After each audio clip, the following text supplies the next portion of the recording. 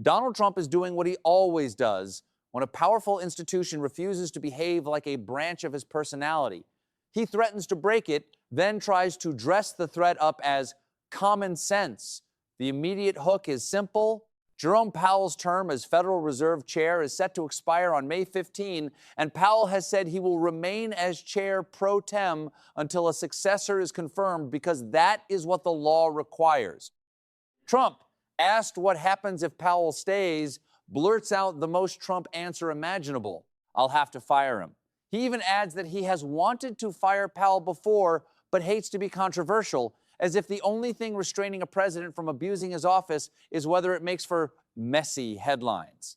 The line is not just reckless, it is a confession of instinct. Trump's default setting is to treat government positions as his, to grant and revoke, like a reality show producer cutting a cast member.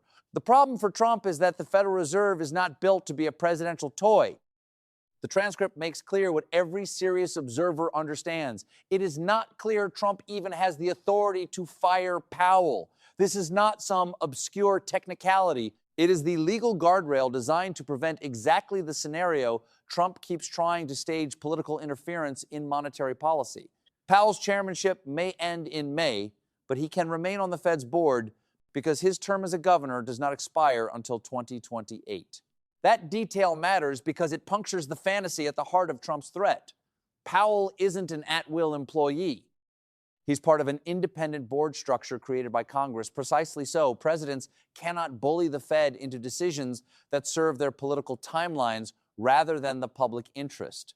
And yet the most disturbing part of the story isn't the threat itself. It's what appears to be happening alongside it. The Justice Department's criminal investigation into Powell centered on accusations that he lied to Congress about the Fed's $2.5 billion headquarters renovation.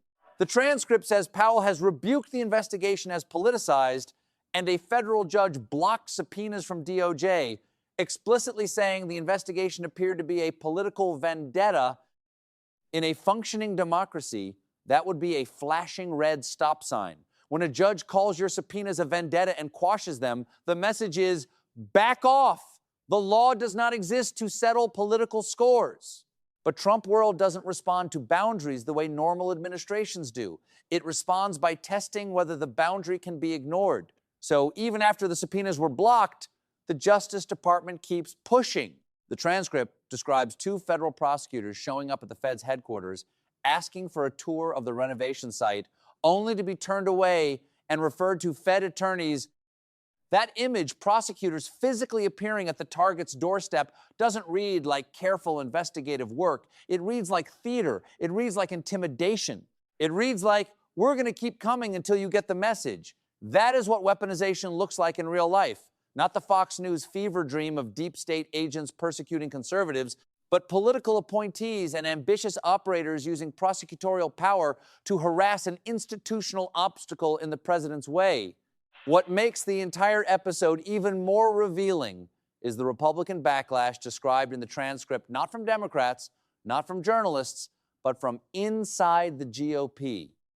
Senator Tom Tillis of North Carolina posts a picture of the Three Stooges and mocks the U.S. Attorney's Office for D.C. at the crime scene. More importantly, Tillis threatens to hold up the confirmation of Kevin Warsh, Trump's preferred replacement for Powell, unless the investigation is dropped. That's a remarkable moment because it shows that even some Republicans can see the obvious own goal. Trump can get what he wants, Warsh in the chair through a normal confirmation path, but his administration appears determined to keep the vendetta alive anyway. Senate Majority Leader John Thune in the transcript practically says the quiet part out loud. At some point, they have to deal with Tillis, and it's in everyone's best interest to wrap up the investigation. That's the GOP acknowledging, in plain political math, that Trump's obsession with punishment is actively sabotaging his own policy objective. So why keep the probe going? The transcript offers the answer in the form of a broader Trump-era incentive structure. Within his Justice Department, getting results means prosecuting political enemies, not serving justice, not protecting institutions, not preserving public trust, prosecuting enemies. That is the defining shift that separates a Democratic Justice Department from a politicized one. In a democracy, DOJ is supposed to pursue cases based on evidence and law insulated from presidential grudges. In a Trumpified DOJ, evidence becomes a prop and law becomes a weapon useful when it hurts a target, irrelevant when it constrains the president. The transcript also highlights why the legal footing looks shaky. It references a Supreme Court matter involving a Fed governor, Lisa Cook, whom the president tried to fire, and notes the statutory for cause standard. You need cause, and that cause must relate to job responsibilities. That's the law's way of saying you don't get to fire independent officials just because you're angry or because they're inconvenient. It's not enough to allege wrongdoing in the abstract. You need something connected to dereliction of duty. And as the former prosecutor in the transcript observes, nothing in the investigation so far suggests Powell is derelict in his duties as Fed chair. The subtext is brutal. The investigation looks less like a genuine pursuit of corruption and more like a political pressure campaign designed to create a pretext. Then there's the operational incompetence that the transcript calls out because politicized prosecutions often come with amateur hour mistakes. One of the last people you want at an investigative site is an actual prosecutor, the former prosecutor explains, because it can turn them into a fact witness, creating future conflicts and discovery demands that defense lawyers will exploit. Normally, you'd send agents, you'd avoid contaminating the case, but here, the described choice sending assistant U.S. attorneys looks like it's optimized for optics, not outcomes. That's consistent with the audition dynamic the transcript suggests. Officials perform zeal for the president's cameras and allies, hoping loyalty gets rewarded even if the case itself is structurally weak. And that audition theme matters because it reveals the deeper corruption. When career advancement depends on pleasing the president, law enforcement becomes patronage. The transcript mentions an open attorney general seat occupied by acting Attorney General Todd Blanche, with people angling for the job and using aggressive public posture as proof of devotion. In that environment, the question stops being, is this investigation lawful and justified, and becomes, does this investigation make Trump happy? That's how democratic institutions are hollowed out slowly through incentives until the system serves the leader more than the public. The transcript then widens the frame to show this isn't a one-off. It references Democrats pushing to hold Pam Bondi in contempt for dodging a subpoena connected to the Epstein issue, and it notes uncertainty about who can answer what now that leadership has shifted. But the real thunderclap comes later. The Justice Department is moving to dismiss January 6 related seditious conspiracy convictions of the Proud Boys and Oath Keepers, the only people still facing charges, the transcript notes, because Trump pardoned literally everybody else. This is the connective tissue. On one side, DOJ pressure campaigns aimed at Trump's obstacles. On the other, DOJ leniency aimed at Trump's allies and ideological foot soldiers. The pattern is not subtle. Punish the resistors, protect the loyalists. A former official in the transcript makes the essential point. Setting aside those convictions isn't just questioning Biden-era prosecutors, it's questioning jurors and judges across the system who evaluated evidence, rendered verdicts, and had convictions reviewed by federal judges. That's what makes the move so corrosive. It isn't a technical correction, it's an attempt to rewrite the moral and legal meaning of January 6. And another voice in the transcript pushes it further. This lays the foundation for more extreme acts like militia-linked groups seeking monetary damages, which could perversely become a pipeline of government funds toward organizations aligned with Trump beyond the reach of the law. Whether or not that worst-case scenario materializes, the direction of travel is clear.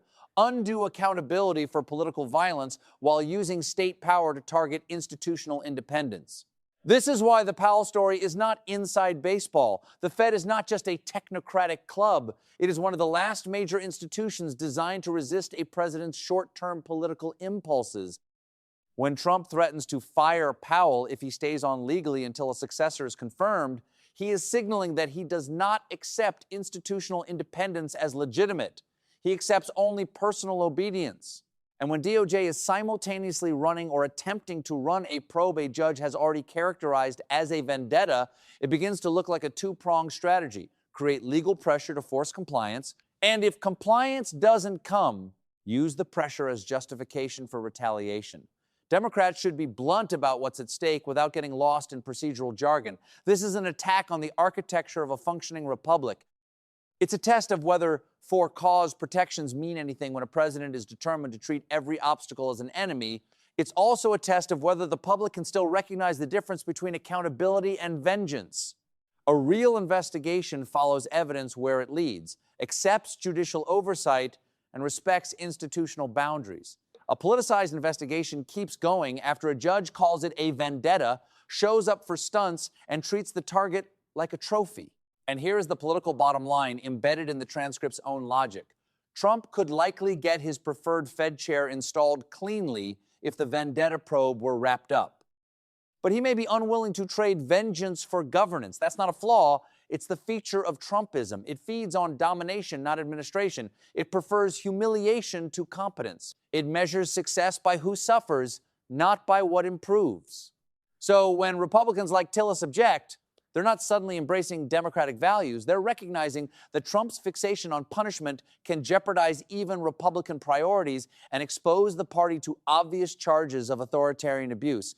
America does not need to guess where this road leads. The transcript lays it out in real time. A president threatening to fire an independent official without clear authority. A Justice Department probe described by a judge as a political vendetta. Prosecutors acting like political operatives. And in parallel, DOJ moves to erase accountability for the most serious organized conspiracies tied to January 6th. Put together, it paints a picture of a government being reoriented around one man's grievances. If that becomes normal, if the public shrugs and the political class adjusts, then the question won't be whether Trump can fire Powell. The question will be how many institutions can be bent, bullied, or hollowed out before democratic governance becomes a costume we keep wearing long after the body inside has died.